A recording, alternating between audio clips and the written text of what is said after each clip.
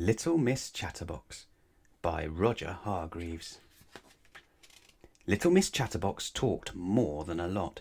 She talked all the time, day in and day out, week after week, month after month, year in and year out. She never stopped. She didn't know it, but she even talked in her sleep. She had a brother. I bet you can guess what his name was. Can't you?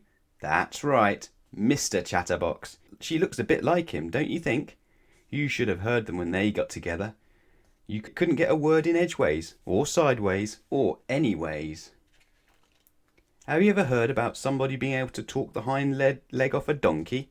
Well, Mr. Chatterbox could talk both hind legs off a donkey, and his sister could talk the hind leg off an elephant.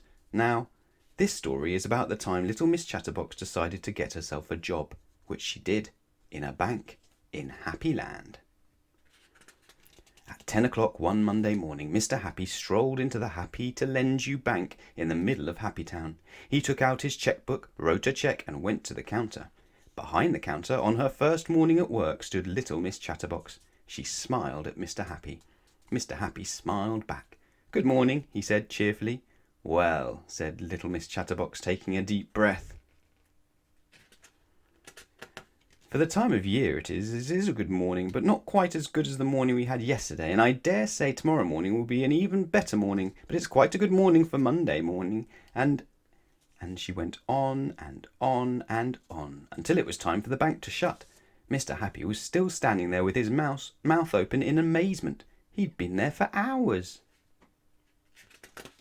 "And now," continued little Miss Chatterbox, "it's time for the bank to shut and time for me to go home. So goodbye and nice talking to you." And she went home, leaving poor Mr. Happy without any money.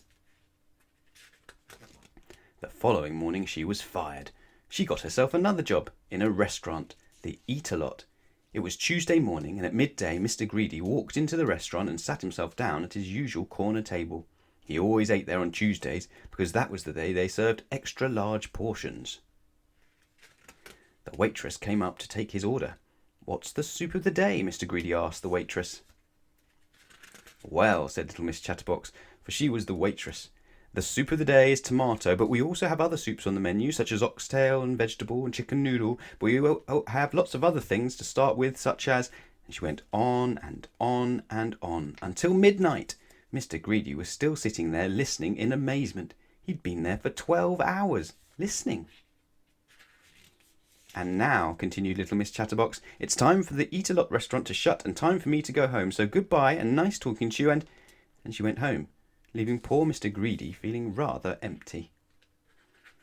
The next morning she was fired. The same thing happened all week long. On Thursday morning she was fired from her job as an assistant in a hat shop. Miss Splendid went into the shop to buy herself a new hat, but she couldn't.